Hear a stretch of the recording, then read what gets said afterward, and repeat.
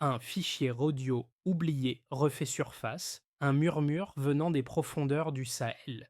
Il révèle un complot destiné à éliminer un chef d'État africain planifié par des alliés avec des intérêts étrangers. Ibrahim Traoré, dont la survie semble être un simple échange de pouvoir, doit maintenant faire face à une question essentielle. Jusqu'où peut aller la loyauté africaine? Ce n'est pas juste un complot, c'est une bataille invisible, une lutte pour la souveraineté du continent. Un enregistrement, une voix, un révélateur de trahison. La vérité devient une arme qui pourrait tout changer. Dans les heures qui suivent la révélation du complot, Ibrahim Traoré comprend que la loyauté est une monnaie fragile dans un contexte post-colonial. La diffusion de l'enregistrement met à nu un système qui se nourrit de secrets et de manipulations. Ce n'est pas uniquement une affaire politique, c'est une bataille existentielle pour l'avenir du Sahel. Pour la première fois, un chef d'État africain se trouve à l'épicentre d'une crise de loyauté, de pouvoir et de souveraineté. Les forces en jeu dépassent le simple cadre du Burkina Faso. Chaque décision prise par Traoré peut bouleverser les équilibres régionaux, redéfinir les alliances, mais aussi la perception de l'Afrique dans le monde. À travers ce scandale se joue bien plus qu'une simple survie, l'avenir d'un continent déterminé à se libérer des influences extérieures. Mais à quel prix? La tension monte et les enjeux sont désormais personnels. À la suite de la diffusion de l'enregistrement, une onde de choc se propage à travers le Sahel, en particulier à Ouagadougou. Le complot, désormais public, prend une ampleur qu'aucun gouvernement n'avait anticipée. Le Sahel, une région déjà fragile, se voit désormais confronté à un réseau de pouvoir invisible tissé par des figures qui jouent avec la vie d'un pays pour des intérêts étrangers. Le fait qu'un simple fichier audio puisse remettre en question les équilibres politiques dans toute la région montre l'étendue du problème. Dans ce contexte, Ibrahim Traoré devient non seulement un leader, mais aussi un symbole de la lutte pour une Afrique souveraine. Mais la question centrale persiste. Comment un simple enregistrement peut-il bouleverser autant de vies? Et surtout, quel rôle joue Ibrahim Traoré dans cette révélation? L'enregistrement n'est pas simplement une preuve, il est l'élément déclencheur d'un changement radical dans la perception du pouvoir en Afrique. Au fur et à mesure que l'affaire prend de l'ampleur, la vérité se fracture entre ce qui est dit et ce qui est caché. Les alliés du président, à commencer par ses proches, se divisent entre ceux qui croient encore en une Afrique unie et ceux qui, perdus dans les jeux de pouvoir, risquent de tout perdre.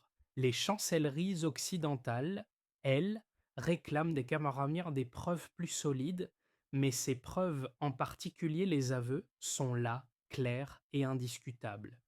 En l'espace de quelques jours, les tensions diplomatiques montent en flèche, obligeant même des pays voisins à reconsidérer leurs alliances. Le Burkina Faso, jadis perçu comme isolé et vulnérable, se dresse maintenant comme un acteur incontournable dans la réorganisation géopolitique du Sahel. Mais cette montée en puissance est-elle vraiment un signe de souveraineté ou une conséquence des manipulations extérieures? Au centre de cette crise se trouve Ibrahim Traoré, un homme qui, malgré sa jeunesse, se retrouve à la tête d'un pays plongé dans un complot qui pourrait mettre fin à son règne. Ce n'est pas seulement son pouvoir qui est menacé, mais l'intégrité de tout un système. Le président, face à un monde où les alliés se transforment en ennemis, se trouve contraint de naviguer entre loyauté et trahison. L'affaire, qui débute comme un simple scandale, devient une analyse approfondie de l'Afrique moderne et de ses luttes intérieures pour la souveraineté. Chaque décision de Traoré fait écho à un enjeu de taille, celle d'un continent écartelé entre la dépendance ancienne et la quête d'indépendance. Les scènes qui se déroulent ne sont pas seulement politiques, elles sont également humaines.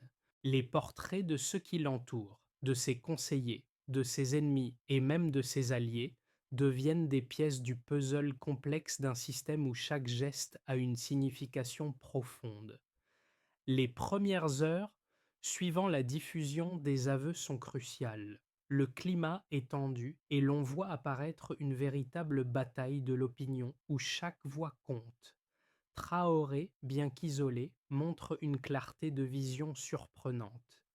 Mais cette vision, bien qu'elle résonne avec l'espoir de souveraineté pour son pays, ne s'affranchit pas de la dure réalité des conséquences qu'un tel scandale entraîne. Il est désormais un acteur de première ligne, non seulement dans la politique burkinabé, mais dans la redéfinition d'un Sahel à la recherche de sa propre voie. L'événement qui secoue le Burkina Faso ne se limite pas à une simple révélation. Il engendre une série de réactions en chaîne qui modifient les rapports de force au sein du pays et de la région. Dès que l'enregistrement est rendu public, les répercussions sont immédiates. À Ouagadougou, les rues sont remplies de spéculations, tandis que les discussions diplomatiques vont bon train dans les capitales européennes et africaines. Ibrahim Traoré, au centre de l'attention, devient un symbole de résilience pour certains et une cible pour d'autres. Les premières réactions internationales varient, tandis que certains applaudissent sa détermination à se battre pour l'indépendance de son pays, d'autres le critiquent pour avoir exposé une fracture aussi profonde au sein de la région. Alors que les révélations secouent l'opinion publique, une autre dimension de l'affaire émerge. Le complot ne se limite pas à des adversaires internes. Des documents divulgués révèlent des implications extérieures, suggérant une ingérence de puissances étrangères qui cherchent à maintenir une Afrique sous leur influence. Le risque de cette implication est que la crise ne soit plus seulement une question interne de souveraineté, mais un enjeu géopolitique. Les alliances traditionnelles sont mises à l'épreuve. La France, jadis partenaire stratégique, est maintenant pointée du doigt par l'opinion publique africaine. Dans un contexte où les anciennes puissances coloniales sont de plus en plus perçues comme des acteurs du statu quo, le rôle de l'Occident dans cette crise devient un sujet de débat brûlant. Les mois suivants sont marqués par un climat de méfiance croissante. Les services de renseignement burkinabés, en coopération avec ceux de l'Ouganda, intensifient leurs efforts pour comprendre l'étendue du complot. Plusieurs figures politiques sont placées sous surveillance et une cellule spéciale est mise en place pour enquêter sur les connexions internationales du réseau de conspirateurs. Les interrogations se multiplient. Qui sont les véritables instigateurs? Les suspects commencent à tomber un à un, révélant un tableau complexe d'influences étrangères, de manipulations financières et d'alliances secrètes. En parallèle, l'État burkinabé réagit rapidement. Des mandats d'arrêt sont émis contre des personnalités exilées dans plusieurs pays voisins. Des arrestations de membres présumés du complot secouent l'élite politique et une pression croissante est exercée sur les gouvernements voisins pour qu'ils coopèrent. Dans les rues de Ouagadougou, la tension est palpable. Les gens veulent des réponses, mais aussi de l'action. Ibrahim Traoré, bien qu'isolé, conserve une posture de calme, prenant des décisions à la fois stratégiques et symboliques pour renforcer son autorité. Cependant, cette situation reste volatile.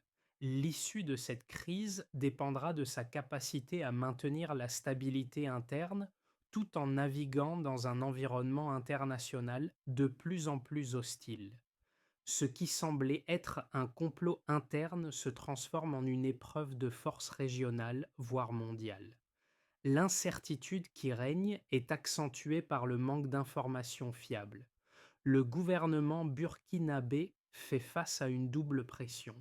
D'un côté, les pressions internationales qui exigent une transparence totale, et de l'autre, une opinion publique qui attend des actions concrètes.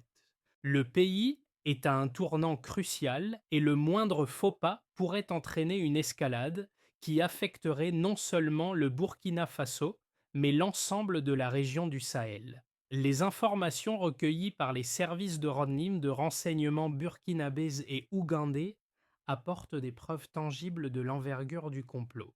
L'une des révélations majeures est la circulation de fonds considérables entre plusieurs pays d'Afrique de l'Ouest, utilisés pour financer l'opération Oryx.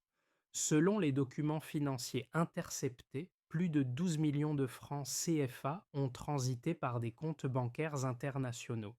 Ces transferts ont eu lieu au cours des 3 dernières années, suggérant l'existence d'un réseau bien organisé.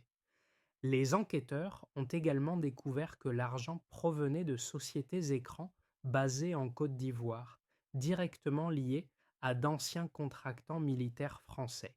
Le montant de ces transactions montre l'ampleur du complot, mais aussi l'influence de puissances extérieures désireuses de maintenir une influence dans la région. Parallèlement à ces révélations financières, les services de renseignement ont intercepté une série de communications chiffrées entre les conspirateurs, qui ont révélé des détails clés de la planification de l'assassinat. Entre novembre 2024 et janvier 2025, 12 messages ont été échangés, chacun détaillant une étape différente du plan d'assassinat. Ces messages ont été capturés à travers des interceptions de signaux et ont permis aux autorités de retracer avec précision la chronologie des événements. La première transmission mentionne une rencontre en janvier 2024 entre des acteurs clés du complot à Abidjan, marquant ainsi un tournant dans la mise en place du complot. L'ensemble de ces échanges, analysés de manière croisée avec les données bancaires, montre une planification minutieuse et une coordination internationale des conspirateurs. En outre, les chiffres relatifs à l'efficacité de la surveillance régionale sont également révélateurs. Les services de renseignement ougandais, agissant discrètement sous mandat de coopération, ont transmis les enregistrements à Ouagadougou 5 jours avant l'arrestation des complices, ce qui témoigne de la rapidité et de la précision du réseau de surveillance panafricain en pleine expansion. Cette efficacité accrue de la surveillance dans le Sahel est un indicateur frappant de l'évolution du renseignement africain, qui devient de plus en plus autonome et capable de contrer des complots d'envergure internationale. Une analyse détaillée montre que l'intensification de la coopération interétatique dans le domaine du renseignement a permis de neutraliser une menace avant qu'elle n'atteigne son apogée. Les experts notent également une évolution significative du rôle des services de renseignement burkinabés. En 2023, la cellule anti-coup burkinabé ne comptait que 89 agents, mais au début de 2025, ce nombre avait doublé pour atteindre 142 agents, soit une augmentation de plus de 60%. Cette augmentation est le reflet d'une prise de conscience croissante des menaces internes et externes auxquelles le Burkina Faso doit faire face. Cela représente un changement stratégique majeur dans la politique de sécurité nationale, marquant une transition vers une gestion plus proactive des menaces. Enfin, une troisième donnée frappante réside dans les graphiques de défense récemment publiés par le ministère burkinabé. La courbe de neutralisation des menaces internes suit de près celle des collaborations interrégionales, une coïncidence qui illustre non seulement l'efficacité du travail en réseau, mais aussi la stratégie de défense partagée qui se met en place. Ces chiffres, bien que froids et techniques, donnent une idée précise de la transformation de la souveraineté africaine, une souveraineté qui se mesure désormais en termes de capacité renseignée, de réactivité face aux menaces et d'une défense collective renforcée. La situation autour du complot révèle des forces contradictoires qui façonnent l'avenir de la région du Sahel. D'un côté, certains analystes soutiennent que la publication des aveux est une tactique délibérée d'Ibrahim Traoré pour solidifier son pouvoir et éviter toute remise en question de son autorité. Selon cette perspective, Traoré utiliserait l'affaire comme un catalyseur pour consolider son contrôle sur les institutions nationales, tout en exploitant la peur engendrée par le complot pour renforcer la loyauté à son égard. Cette vision postule que la mise en lumière du complot ne représente pas une victoire pour la vérité, mais une manœuvre politique visant à écarter ses opposants internes et à légitimer ses actions au niveau régional. Le scandale, selon cette analyse, serait une manière de créer une rupture avec les anciennes élites, en particulier celles qui sont perçues comme étant trop influencées par des intérêts étrangers. D'un autre côté, d'autres experts considèrent que cette vision simplifie à l'extrême la situation en négligeant la réalité complexe de la souveraineté africaine. Selon eux, Traoré a dû affronter une menace existentielle qui aurait pu déstabiliser son pays. En exposant publiquement le complot, il n'a pas seulement cherché à renforcer son pouvoir, mais aussi à donner au peuple burkinabé une raison de croire en l'avenir de leur pays. L'affaire Oryx révèle en effet la profondeur des fractures internes, mais aussi l'influence pernicieuse des acteurs extérieurs. Ce qui pourrait apparaître comme une manipulation de l'opinion publique serait en réalité un acte de défi face à des forces qui cherchent à maintenir un contrôle néocolonial sur le continent. Un autre point crucial est l'évolution des relations entre le Burkina Faso et ses voisins. Les partisans de Traoré soutiennent que sa réponse ferme face à la crise a permis de renforcer l'unité au sein du Sahel, unifié par l'objectif de repousser l'ingérence extérieure. Cependant, d'autres experts soulignent que la division croissante entre les pays du Sahel et l'Occident pourrait avoir des conséquences imprévues, en particulier sur la coopération régionale en matière de sécurité. Si le Burkina Faso parvient à naviguer habilement entre ces forces contradictoires, il pourrait effectivement redéfinir l'équilibre du pouvoir en Afrique de l'Ouest, mais à quel prix? À ce moment clé du scandale, une nouvelle révélation fait surface et change complètement la dynamique de l'affaire.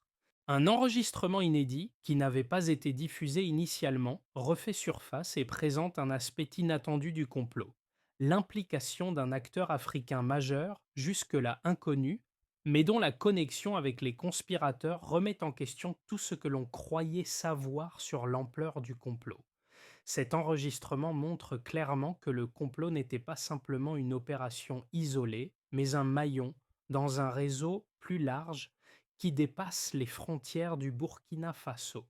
Cela bouleverse la perception des événements. L'implication de ce nouvel acteur suggère que la crise dépasse largement les enjeux internes du pays.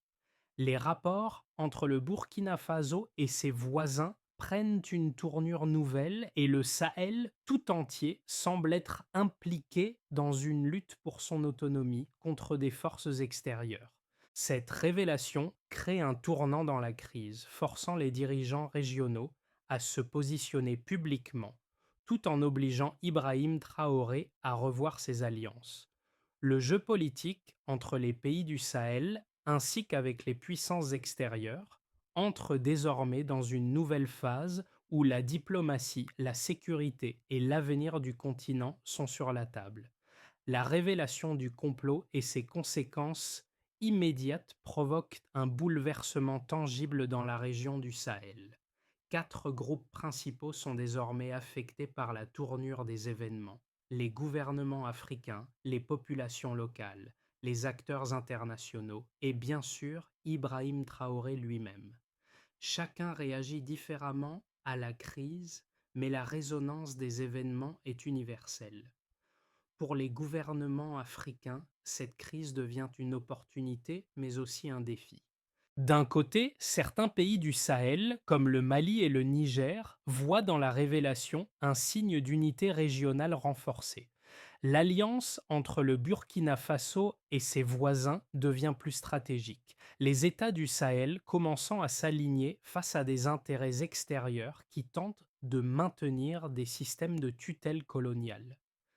la coopération en matière de sécurité et de renseignement s'intensifie, avec des pays comme l'Ouganda offrant un soutien discret.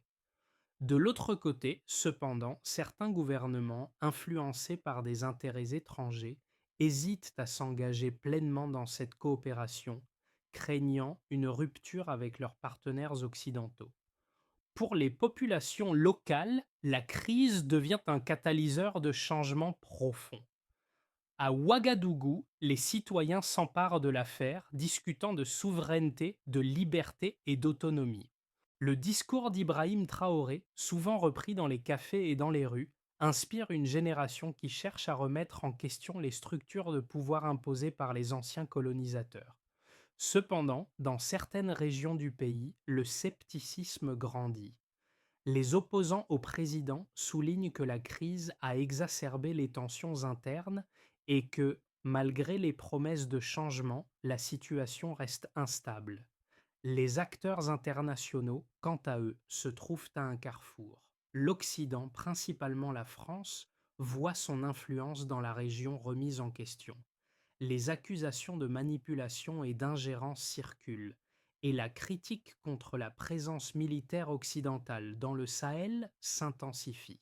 Les États-Unis, l'Union européenne et d'autres puissances occidentales sont désormais confrontés à un choix difficile: continuer à soutenir leurs anciens alliés africains ou accepter que l'Afrique du Sahel redéfinisse ses propres relations diplomatiques et stratégiques. Ibrahim Traoré, pour sa part, se retrouve dans une position complexe. Bien qu'il soit désormais perçu comme un leader charismatique, il est également conscient des défis à venir. La crise a consolidé son pouvoir au sein du pays, mais elle a aussi mis en lumière les fragilités de son leadership. Le soutien de la population, bien que fort, reste divisé et les tensions internes ne sont pas entièrement dissipées. Il doit naviguer entre la pression de ses alliés africains et la méfiance croissante des puissances extérieures. La question de la souveraineté africaine au cœur de ce scandale reste ouverte et Traoré sait qu'il lui faudra une grande diplomatie pour éviter une nouvelle escalade.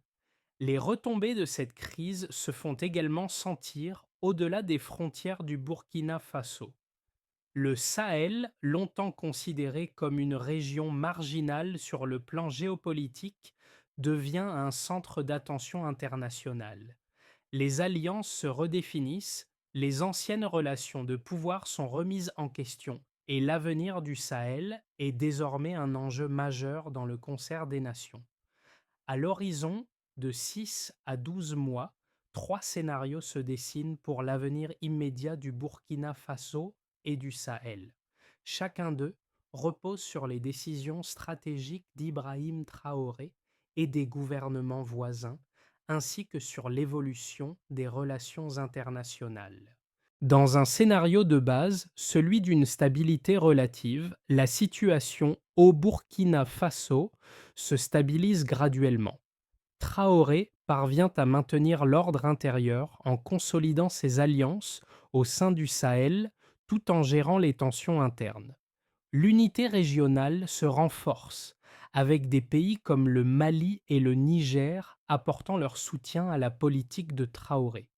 La coopération en matière de sécurité et de renseignement devient un pilier fondamental et des réformes économiques sont mises en place pour renforcer l'autonomie du pays.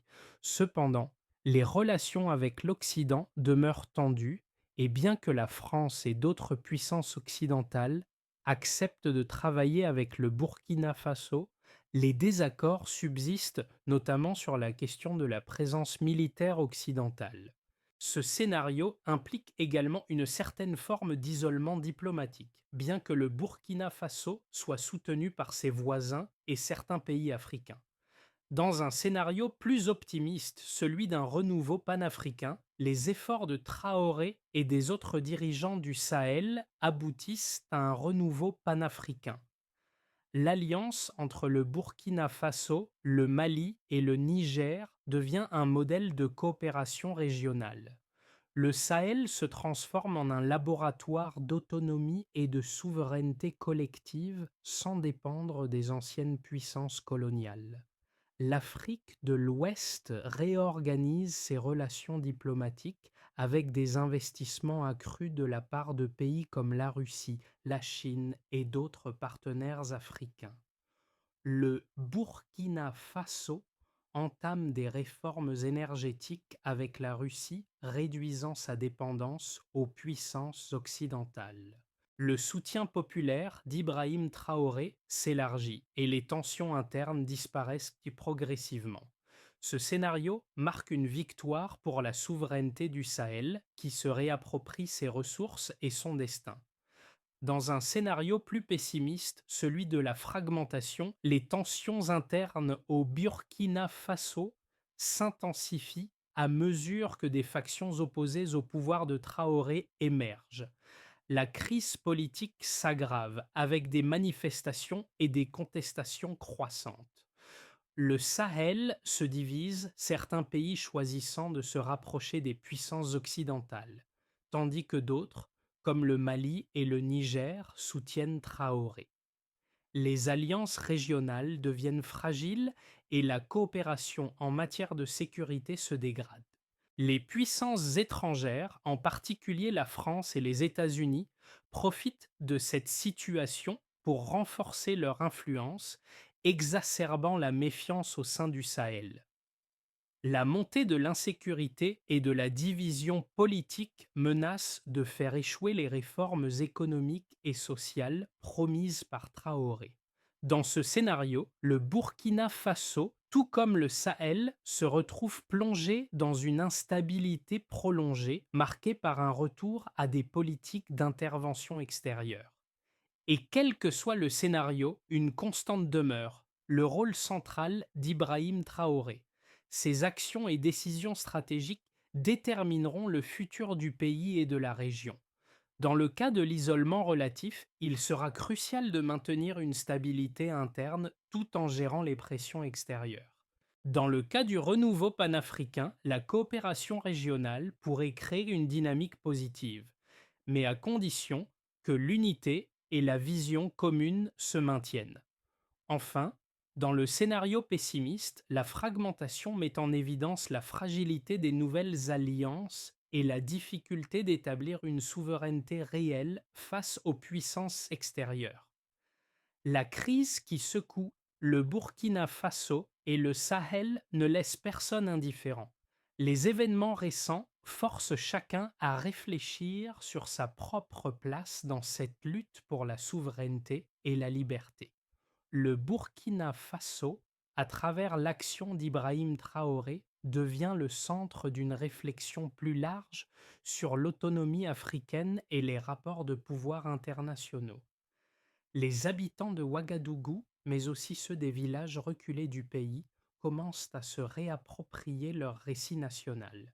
Le discours de Traoré, qui résonne désormais dans les rues et les cafés, transforme la politique en un sujet de conversation quotidien comme jamais auparavant.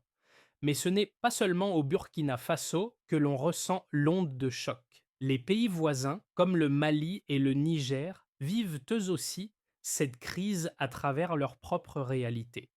Les discussions ne se limitent pas à des questions politiques ou économiques. Elles concernent désormais l'identité même de la région et de l'Afrique. Le message que les jeunes, en particulier, retirent de cette affaire est clair: un pays peut se défendre seul, mais il doit aussi savoir s'unir pour défendre un avenir commun. En Afrique, les voix commencent à se faire entendre, non pas pour critiquer, mais pour revendiquer une souveraineté véritable. Le reste du monde observe, et chaque mouvement d'Ibrahim Traoré et des autres dirigeants du Sahel est scruté. Les puissances occidentales, en particulier, savent que cette crise pourrait être un tournant dans leurs relations avec l'Afrique. Le dilemme auquel elles sont confrontées est de plus en plus complexe. Soutenir un système qui s'effondre ou accepter que le Sahel redéfinisse ses propres relations internationales. Pour que le Burkina Faso puisse sortir de cette crise et pour que le Sahel en sorte renforcé, un plan de réforme à plusieurs niveaux est essentiel. Ibrahim Traoré, en tant que leader, devra prendre des décisions stratégiques qui redéfiniront le pays et la région. Le premier pas dans cette direction consiste à établir un cadre de coopération renforcé entre les pays du Sahel axé sur la sécurité et le renseignement. Le Burkina Faso, avec le soutien du Mali et du Niger, devra créer une cellule interrégionale de renseignement afin de prévenir toute future ingérence extérieure et garantir que les menaces internes soient identifiées et neutralisées rapidement. Ensuite, il est crucial de renforcer les infrastructures économiques du pays. Une initiative devrait être lancée pour diversifier l'économie, actuellement trop dépendante de l'aide extérieure et des exportations minérales. Traoré pourrait négocier de nouveaux accords économiques avec des partenaires non occidentaux, en particulier avec la Russie et la Chine, tout en préservant une certaine ouverture vers l'Afrique de l'Ouest. La construction de nouvelles infrastructures, y compris des projets d'énergie renouvelable et de cybersécurité, permettra d'augmenter l'autonomie énergétique du pays et de faire face aux défis contemporains de la gouvernance numérique. Enfin, une révision du système éducatif et de l'information publique est nécessaire. En réformant l'éducation pour qu'elle mette davantage l'accent sur l'histoire et la culture africaine, le Burkina Faso peut assurer à ces jeunes une formation qui les prépare à être acteurs de leur propre avenir. Le gouvernement devra aussi intensifier la communication avec la population en expliquant les réformes entreprises et en les rendant participatives. Ce plan, une fois mis en œuvre, serait un modèle de résilience pour la région du Sahel, une démonstration de ce que l'Afrique peut accomplir lorsqu'elle s'unit pour affronter les défis communs. Au cœur de cette crise, il y a un homme, mais aussi une idée, celle d'une Afrique indépendante, libre de toute ingérence étrangère. Ibrahim Traoré n'est pas simplement le président du Burkina Faso, il est devenu le symbole d'une génération qui refuse de plier face aux anciens pouvoirs coloniaux. Dans son discours, répété sur les ondes de radio et dans les rues de Ouagadougou, une phrase revient sans cesse. Ce n'est pas un homme qu'ils ont voulu tuer, c'est une idée. Cette idée est celle d'un peuple qui, pour la première fois, se prend en main et refuse de laisser d'autres décider de son avenir. La situation actuelle du Burkina Faso résonne bien au-delà de ses frontières. Elle pose la question de la souveraineté non seulement pour ce pays, mais pour l'ensemble du continent africain. Ibrahim Traoré et ses alliés du Sahel ont montré qu'il est possible de se libérer du joug des puissances extérieures. Mais cela nécessite du courage, de la vision et une unité inébranlable. En fin de compte, la véritable victoire n'est pas seulement une question de politique ou de pouvoir, c'est la reconquête de la dignité et du droit de se gouverner soi-même. Dans un monde où les décisions politiques semblent souvent dictées par des forces extérieures, l'histoire du Burkina Faso, racontée à travers les actions d'Ibrahim Traoré, est un appel à la réflexion pour tous. Comment réagiriez-vous si votre souveraineté était remise en question? Et si vous deviez choisir entre préserver un pouvoir qui vous a été imposé ou revendiquer un futur que vous avez vous-même façonné? Les leçons que l'on peut tirer de cette crise ne se limitent pas aux frontières du Sahel. Elles résonnent dans chaque coin d'Afrique, mais aussi au-delà. Ibrahim Traoré a fait le choix de défendre non seulement son pays, mais aussi une vision collective pour l'ensemble du continent. Peut-être est-il temps, pour chacun d'entre nous, de penser à notre propre rôle dans ce changement mondial. En parlant, en agissant et en exigeant une voix dans notre avenir, nous pouvons tous participer à une transformation profonde. Alors, la question est posée. Êtes-vous prêt à faire entendre votre voix pour un monde où la souveraineté ne se négocie plus?